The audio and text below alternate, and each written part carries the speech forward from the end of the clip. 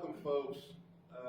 Got another installment here of our podcast with God's House of Prayer, just our Everyday People podcast, and we're doing our next installment here with Thankfulness.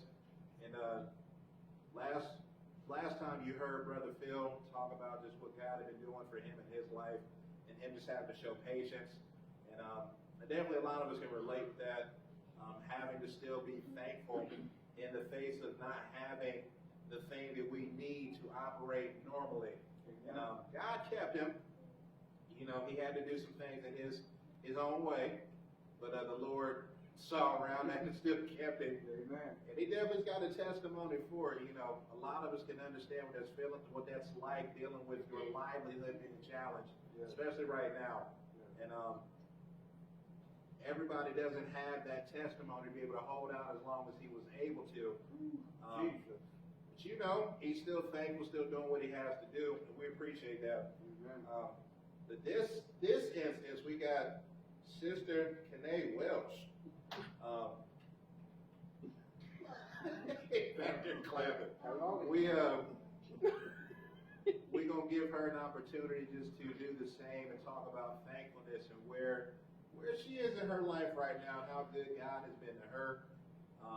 Take it in, because she might be saying something that you have experienced. She might be saying something that you haven't quite experienced, but understand, God is still dealing with us all in the place where we are.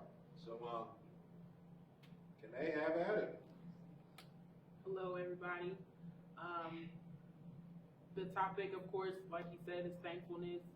I know you may see me praising God, and a lot of people that aren't in church all the time, or just see and watch sometimes will say, you know, life is going perfect, you know, for that person because you see them praising so hard. But we all go through real life. Amen. Nobody is living for free. I heard my grandmother tell me that. She said nobody's living for free. Everybody's going through something. That's right. So with me, just God has been. My thankfulness is not going to be the cliche. I'm going to be thankful for the bad times, I would say, in my mind, or how in my weak times and my weaknesses, He's given me strength. So I want to just be real. I had started a job, best job I've ever had, highest paying job I've ever had, and unexpectedly got laid off due to COVID back in April. Didn't really share that, of course, on social media. Nobody really gloats on their failures, or they feel like might be a failure to them, or when their plans change. Nobody planned on COVID. Come on. Nobody planned on losing their jobs. Nobody planned on their children not being in school full time. And during that time, I've had to adjust. And in that adjusting, if you've ever had to adjust, it's painful. It's uncomfortable.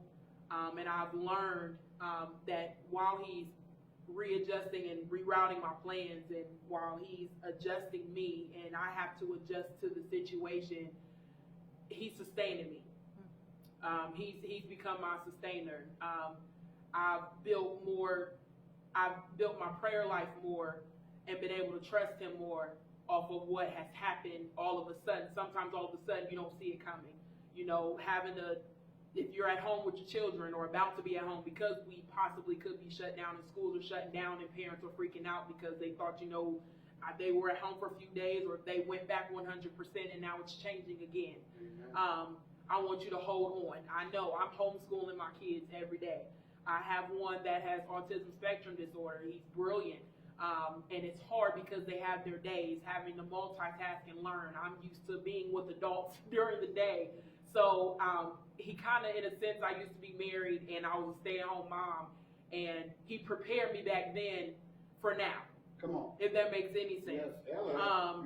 He prepared me. I didn't know back then why I was going through it, but he prepared it for me for now. Come on. Last year when I got the high-paying job, I went and my children went. Just to show you just a little bit more how He's been working on me. I planned on getting a house built from the ground up and had to stop the process. Didn't know why, but He was protecting me because He knew this was coming. Come on. I know it. I didn't expect me to lose my job. If I would have lost my job and would have got the house built, I would have lost my house. Come on. So in the process of me, like, Lord, this is uncomfortable for me. I'm not getting the money like I used to. I'm used to going and doing, and at the drop of a dime, I could do this, and I have to be patient. He sent people by to bless me. He's done random things for me out of the blue. I couldn't make it up. I couldn't make it up. And it's hard when you're trying to multitask and make sure that you're a good parent. Make sure that you're patient with your kids. Make sure that you're still loving on yourself and loving who you're in a relationship with, loving who you're around, still trying to uplift other people, and people still calling you with their issues and saying, you know, I'm going through this, and you may not express to them what you're going through, but you pour their heart out onto them. And I'm just thankful for every time that he's readjusted or rerouted my plans. I'm thankful. Yes. Anytime that something out of the blue or all of a sudden changed, I got to the point I say, Lord, I thank you, because he shook up not only my plans, but he shook me up, and he started restoring me in my mind and renewing me. Okay. He's really, every time I've been weak, there's been times where I didn't know, and still sometimes don't know, where certain things or how certain things are going to happen, and he's giving me a sense of calmness. Yes. And it could be weird to say, but sometimes you can have so much going on around you, and trouble when you walk in your house, trouble, you know, in your mind, in your heart. You're like, Lord, I'm not used to this situation, and it's very uncomfortable for me. Nobody likes to be uncomfortable. Nobody likes to be in pain.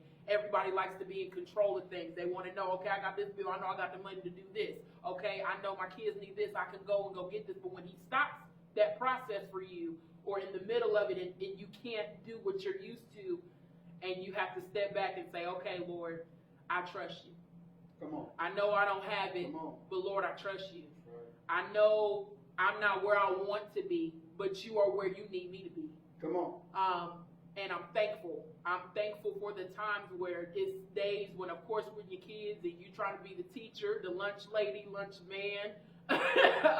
You trying to make sure they get all of their work done. You being their personal chef, you know. And it gets hard. It gets hard, and you feel like you want to give up. You feel like sometimes you get in your own mind, which is the worst thing you could do. And you just like, Lord, how I didn't expect to be here. You know, sometimes your plans will get changed. 2020 showed everybody that your plans can get changed. It doesn't matter how long you've been on a job. It doesn't matter how much money you have in your pocket. It doesn't matter what your status is, as far as if you're high class, middle class, low class. It's affecting everyone. Yes. And it's affecting people, but you really have to have something to hold on to. Try not to hold on to things that perish. Come on, come on. Hold on to things are going to last you and will be eternal. Don't hang on to, you know, what I see on social media, you know, okay, well, I'm going to hold on to this certain look because this is going to give me what I want. No, because when that look goes, what are you going to have left? Come on. I'm going to hold on to this money I got. Come on. Okay, well, when that's gone, what you got to hold on to? Mm-hmm. So in this process, I know it's hard and you cannot understand it, and a lot of the times you need a break. You feel like you just want to get away, you want to scream, you want to cry. You do cry. There's plenty of nights I've cried. There's plenty of times I've been in my car and cried. And at the time that I'm crying, I'm just saying, Lord, I know you're with me. Lord, I know you got me. In my life, you have not failed me yet. I don't care what the circumstance was, what it is, you haven't failed me. You've protected me and you've kept me. You know, be thankful this year. You may have lost a loved one. You may have lost your job. You may have lost a child. You may have lost your mind almost, because everybody's been there. But in your weaknesses, I challenge you and dare you to be thankful and keep a praise on your mouth. Amen. His strength is made perfect in our weakness. Yes. And it's hard to explain because when you kind of overlook, and some people can look and say, I don't know how they do it, and I don't know either. I just know God is real. You better know it. It's some days I wake up and be like, Lord, I don't know how I did this. I don't want to keep going. I look on the days where if you're that mom or the parent where, I used to have to wake up, and if you're from Ohio and you're watching this, just knowing the city-wise, I remember waking up from my place in Canal, having to go to the South End to drop my daughter off to daycare, having to go to Cleveland Avenue to drop my son off to preschool, and then going to Upper Arlington for work every day.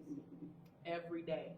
Every day. And he literally, while I was weak and didn't know why I was doing it, he made me strong and kept me going, and he's still doing the same thing.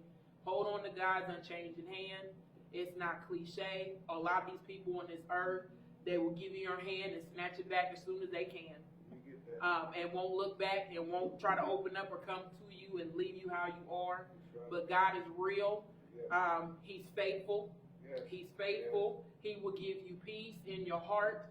Hold on to your faith. You got to have a lot of faith and a lot of trust, and you got to pull from where your weaknesses are and where you know God has shown up. That's right. You got to pull from that.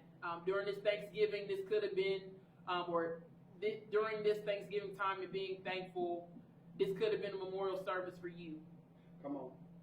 Just remember, it ain't about your status. It ain't about the bling. It ain't about none of that. You can have designer head to toe and still not be happy. Yes. Still not be happy. Yeah. Miserable. Yes. Miserable and uncomfortable. Enjoy your life. Enjoy this season while you're with your family if you can be. If you can't because of COVID, God still has you. Yes. We don't know what the rest of this year is going to look like. We don't know what next year is going to look like. But we do know what God is going to look like to us. Come on. So hold on to your faith. Hold on to your peace. Hold on to his promises. He is a man that should not lie. Talk to God. Like Brother Phil has said on his episode before, like you talking to a normal person sometimes. You don't have to say magnificent words and try to find something to impress him. God knows you. He knows you, and he loves you, and I love you, and happy Thanksgiving, and continue to remain thankful. All right. Amen. I can Amen. relate. I don't know if y'all noticed, but like when she started talking, the clouds went away, the sun came out. Just, you know what she said? I know a lot of folks can definitely relate to that. And so just know that you're not by yourself. He's in the process of doing great works for everybody. He's doing something, trying to draw something out of you for a reason. But thank Kenneth for what she had to bring to the table. And that'll be our episode for this week. We'll see you next week with another edition of Everyday People. Y'all be blessed.